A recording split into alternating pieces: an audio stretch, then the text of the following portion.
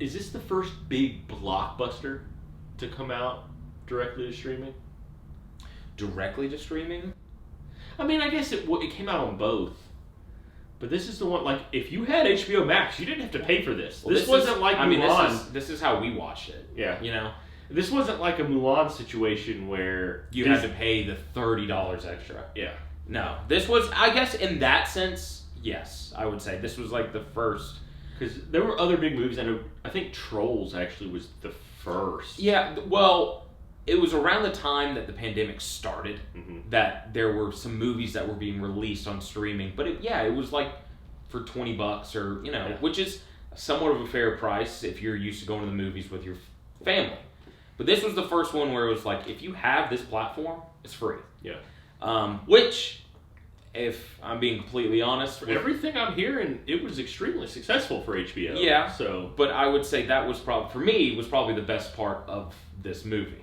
Was the fact that it was like... You didn't have to spend money on it? Well, because I remember thinking, man, we should probably go see this in IMAX. Like, you know, support it. But then it was like, it's free, though. Yeah. Like, you know? Like, yeah. I mean, it's not free. I'm paying for it. Well, but that's true. But it's like, yeah. Yeah. No, it was like, you know, it's free. It's one of those things, too. On top of it being free, I know we checked the reviews.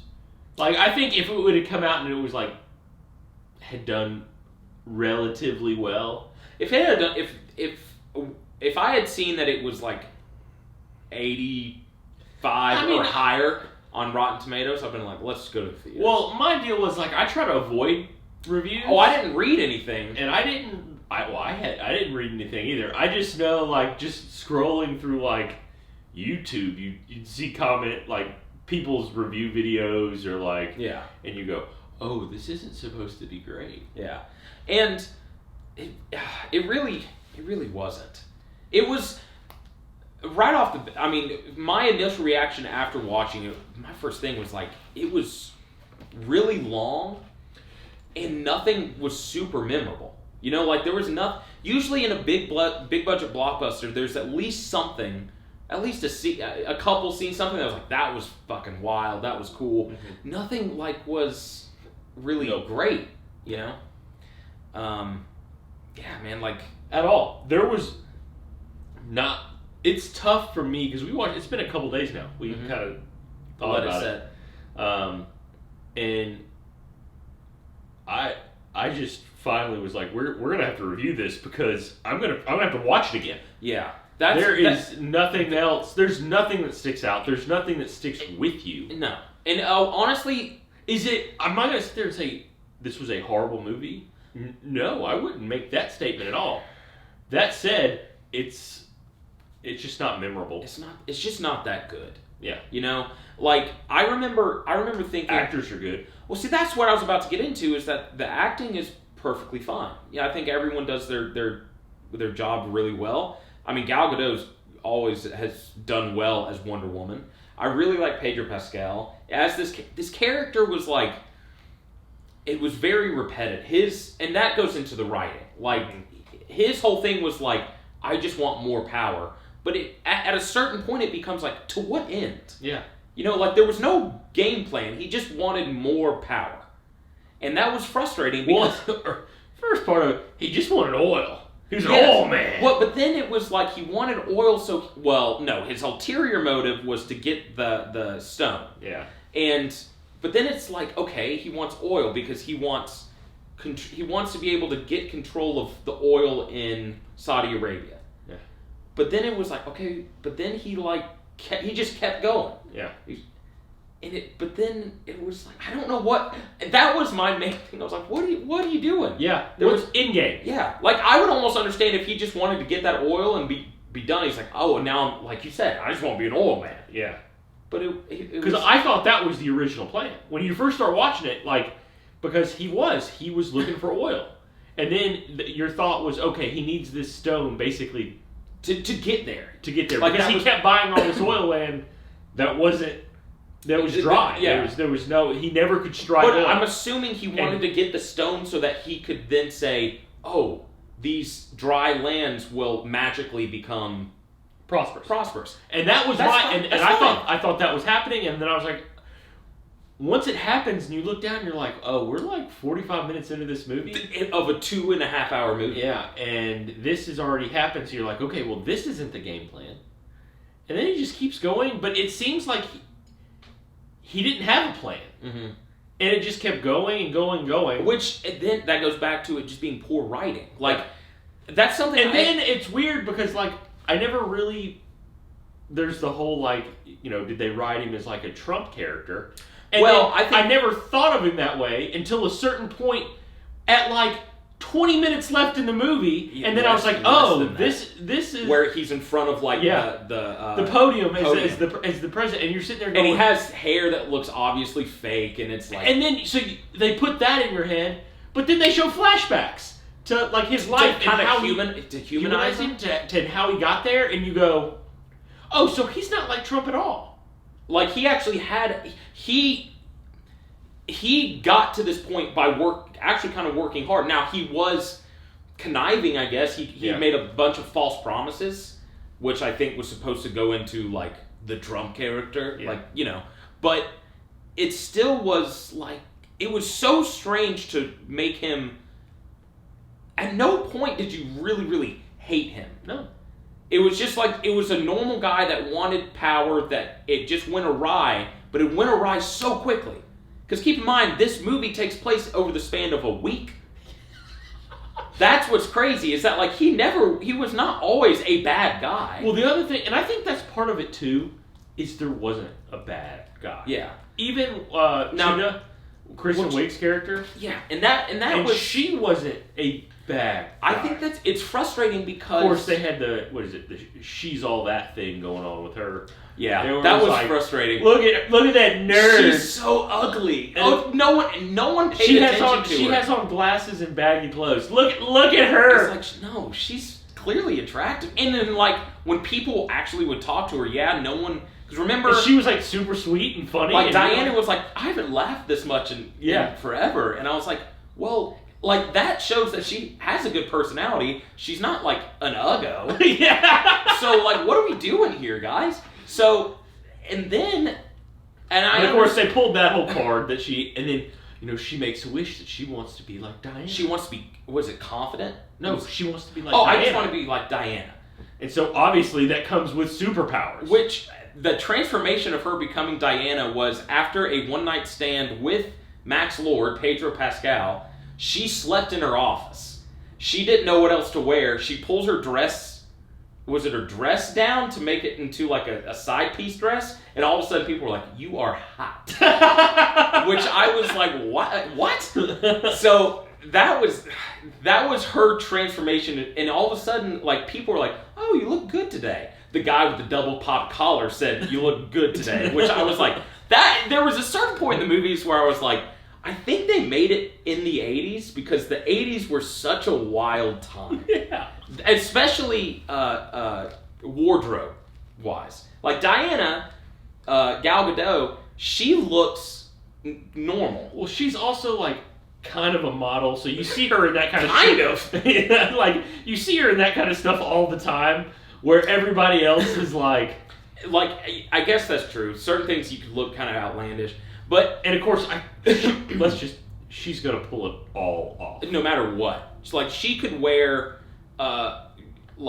she could plastic, a garbage bag. She could legitimately be wearing what I'm wearing right now, and people be she's like, a 10. Yeah. But, no, like, that was her, Kristen Wiig's character also, I think she was underutilized, especially towards the end when she actually became Cheetah. You see her as Cheetah for... There's a fight scene where she's, like, powerful, kind of. Mm-hmm. But then after that, when she becomes Cheetah, it's, like, one fight scene that's also not really memorable. Like, nothing cool really happens. And Diana, that's another thing. Diana, at some point, she gets the cool suit.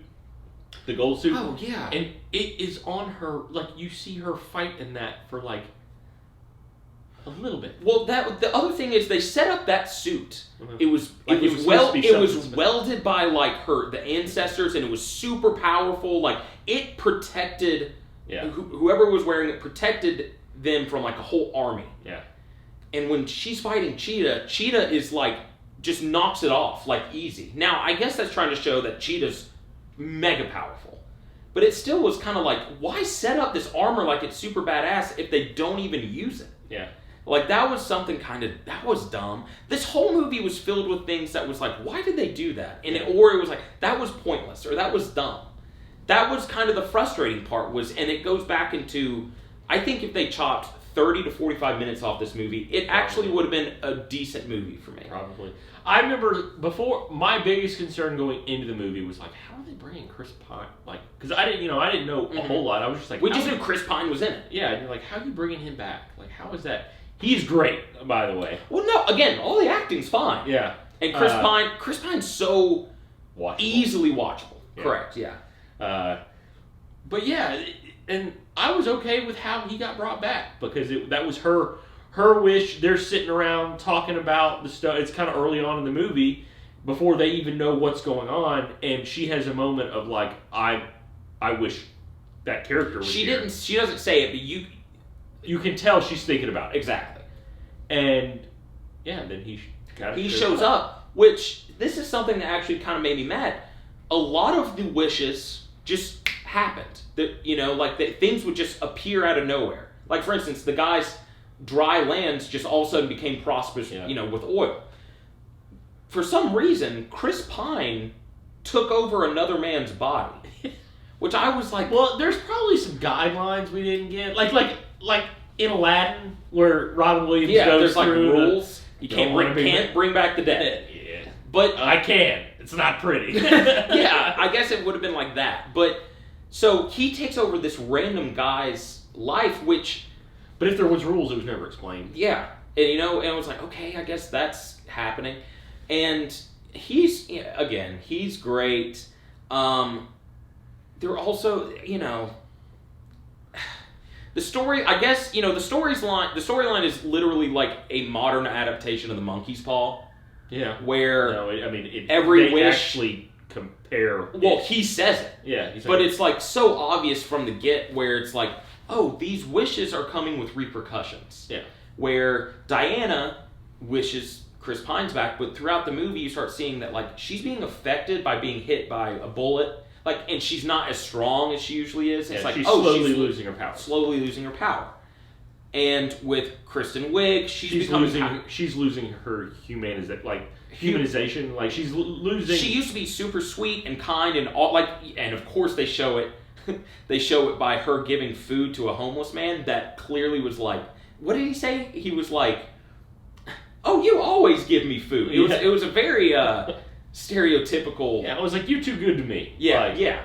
And then he sees her later on like kill someone, and she's like, or he's like, I can't believe you've done this. And she's like, "Get over it." Yeah, and she just walks away. And I think. And Pedro Pascal's losing his health. Well, he becomes the stone, by the way. He wishes that he was the stone, so that when anyone touched him and made a wish, their wish would come true, but then he would ask something from them. Mm-hmm. Which, that was the monkey's paw, was that, like, he would say... Well, he had to. He was the stone now. Yeah, he was the stone. And by the end of the movie, he was looking rough. Mm-hmm. Strung out.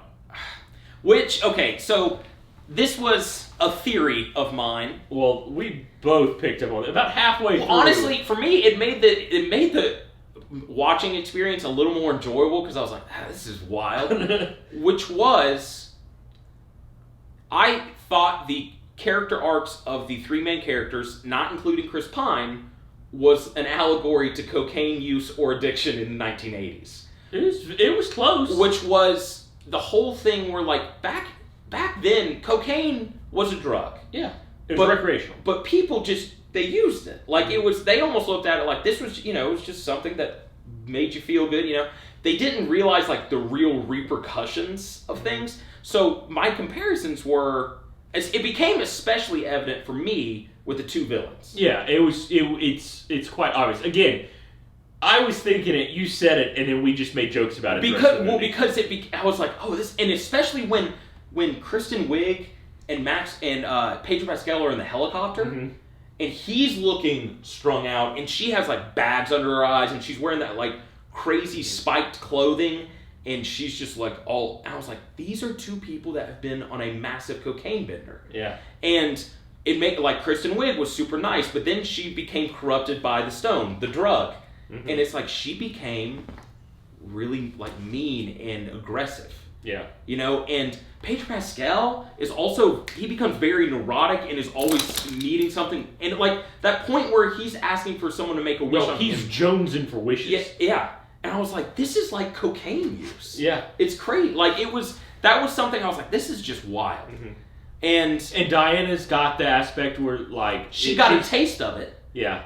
And she thinks it's fulfilling her life, but it's not. It's actually just a big hole. So she actually is able to overcome it, and by overcoming that, she's able to strive. She overcomes that addiction. But that, honestly, that kind of made the movie a little bit more. I was like, okay, but then I was like, well, we're reading too much into this. This is just two people who were power hungry that became corrupted. Yeah. It just happened to have the 80s as a background, and you're like, what's this? See, well, and the first, for real. At one point his nose is bleeding. That was the scene where we were like, okay, this has to be an allegory. Because his clothing is tattered, his hair is all like this, he has like black eye or like red eyes, his nose is bleeding, and he's just like, he's on the chair and he's just like struggling to talk, and I'm like, this guy is not doing hot. No. Not doing hot at all. That being said, the movie, when it started out, I will say this. The opening scene felt like a superhero movie from the 1980s. No, it was very cheesy, very over the top. Yeah, kind of original Superman-ish. Which I was like, oh, if this is really what they're going for, I'm kind of on board for this. But then they kind of abandoned that a little bit. Not necessarily like... I was cool with it in the sense that it was just kind of like, that's what they used for the opening sequence, which was fine. But then they kind of went away from that. Yeah. But overall, I definitely won't rewatch it because it's so long. It's like that was the biggest complaint throughout the whole movie. We got about halfway through, and I was like, we are an hour and a half in. Which is funny because an hour in, I wouldn't say I was like loving it, but I was like, I don't see the hate on this. Yeah. Well, I made the comment, the way they start to build Pedro Pascal's character, I was like, I like this. They're spending a lot of time on this villain. We're getting a lot of like background and how he becomes whatever it is he becomes. And then there's just no payoff. They continue on the same... He's very... I was talking to a buddy about this, and he described him as very one note. And that's true. Like, they just keep going on... He doesn't... The character doesn't really expand at all. Like, he's just the same character. Like, nothing grows. So because of that, you're like, this is a weak villain. And in a superhero movie, when there's a weak villain, it usually results in a weak movie, which is what happened. Yeah. And I think, to be fair, I think we've been pretty spoiled because there's been so many superhero movies in the past 10 years, and there's been so many great villains. Yeah. And I think this is just one of the weakest villains that I've seen. Of course, that said, I thought the weakest part of the original Wonder Woman was the reveal of the villain at the end. Yeah. That's true. And not necessarily who the villain was. I mean, I think it was a pretty strong villain. It was just who it the was. Reveal was. You're right. The reveal was pretty weak. Yeah. So, if I had to grade this movie, I would probably give it a C minus. Like I just was not. I'm in the C category because it goes back to the performances were fine. It didn't look horrible, but nothing was exceptionally cool. No, I actually liked. I think Patty Jenkins did a decent job of directing it. She wasn't awful, but there was also one other aspect to this that we even touched on is at the beginning of the movie. There's a whole sequence. It's pretty early on about you see Diana as a girl, and you realize the lesson she learns competing in this event is that there's no shortcuts in life. You can't just, get what you want. Without doing everything right. Yeah, and And I think that was, I mean, it's obviously supposed to be kind of what the movie was about. Well, you can't take any shortcuts, and everybody was trying to take shortcuts. But, like, I don't know, it just didn't play well with what you watched. No. Like, it did not, I remember... I almost feel like they put it in after going, what's the ultimate moral of this movie? Yeah, and so they were like, it's going to be this. I just wrote this movie with characters who are on cocaine. Yeah. So. No, it's, yeah. I agree. It was just a weird... One last thing I will say, like, Hans Zimmer did the score, and it's like the score wasn't memorable. There was no cool music either. Like, there was nothing, for me, nothing memorable about this movie, and it was frustrating, because I really like Gal Gadot. I like Chris Pine. I like Kristen Wiig. I was glad to see Kristen Wiig try and do something that wasn't comedic. I thought she was good. She was fine. Yeah. Like, again, all the acting was fine. The directing was, like... The directing was fine. I just don't think it was written well. It was not written well at all. It felt like they were like, we need to churn one out, which is, I thought DC was getting away from that mentality. Oh, and that's what it felt like. It felt like we need to... It was almost like you were successful with the first one. So you've got this formula down. Give me another one. Mm-hmm. And it just wasn't great. Yeah. So honestly, that's really all I have to say about Wonder Woman. Like, it just... There will be a third one. They announced that. Because of how successful it was on HBO. Yeah. But it goes back to what you said. I think it's also because people have HBO Max. And it came out and it's like, it's the new Wonder Woman movie. Like, why not watch it? Yeah. We did the same thing. You know, like, we obviously were like, yeah, I mean, it's Wonder Woman. Regardless of what apparently reviews there are, it's like, let's at least watch it. Yeah. And I think that's kind of the plus of streaming movies like this and movies going to these streaming services. I think people will get they'll have access and have the ability to watch movies specifically when they come out that they otherwise wouldn't have. Yeah, that's true. That's true. Which, because, like, you know, this isn't something we would have probably walked out of this movie in theaters extremely disappointed. Yeah. Like, yeah, we just spent a decent amount of $20 yeah, each to go see this, and that's what came out. That's why I'm walking out of it. Yeah. Like that was the end result. Are you kidding? Like, yeah. So, but yeah, I mean, do you have anything else really to add? I don't. It goes back to, yeah, we watched this a couple days ago, and I still think it's one of the coolest movie posters. Does that count anything? Yeah, I'll give it that. I'll give you that. Yeah, there were some dope, like, there were a couple that came out that were dope. Yeah. And it's also because of, like, the 80s were all about, like, super bright, colorful, mm-hmm. and they, like, combined that with... She looked cool in the suit that she does get. For, like, 5 seconds. Yeah. So, okay. Well, that was our take on Wonder Woman 1984, and we'll check you later.